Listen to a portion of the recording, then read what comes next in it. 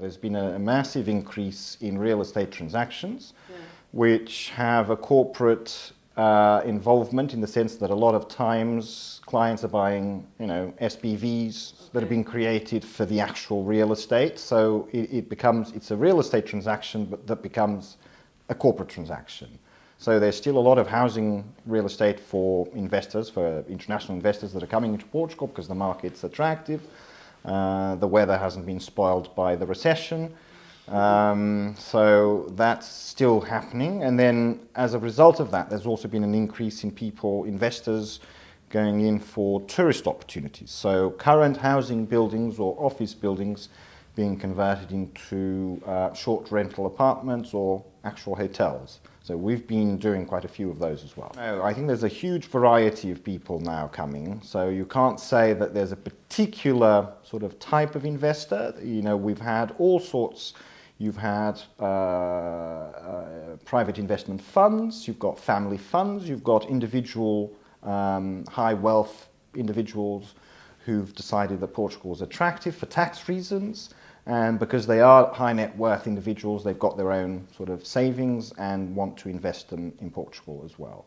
So I think the variety is increased in terms of the profile of the investor and in terms of growth of numbers. Yes, I think certainly tourism has had a massive impact. And so people whose initial interest is to buy their own house or house for them and their friends or acquaintances have then realized that there's a tourism boom in Portugal and have decided to invest in either hotels or short rental apartments. I think there's a number of projects to regulate the market. So the short rental is already semi-regulated, so people are supposed to register with the municipality, but it's a mere sort of voluntary registration. That you haven't got to basically comply with any significant formalities. I think there's an idea to make some changes to the law and basically tighten the requirements a little more,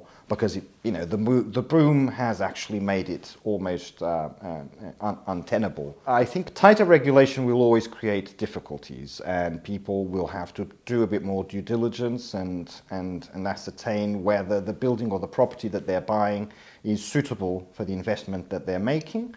So that'll be more work for lawyers. But ultimately, quite a lot of the investors we've acted for are buying, whole buildings themselves and developing themselves, so that won't affect them so much.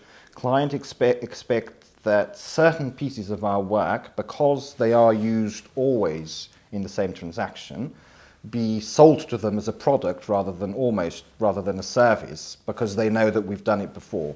So this is one tendency that we've seen, where clients almost request that piece of work be, almost like an off-the-shelf product, which is different to how we were, used to work before. They've already commoditized, so we are no longer asked to do that work. We're asked to do reviews and updates and confirmation of whether that information is still up to date, and if it isn't, then we can update it.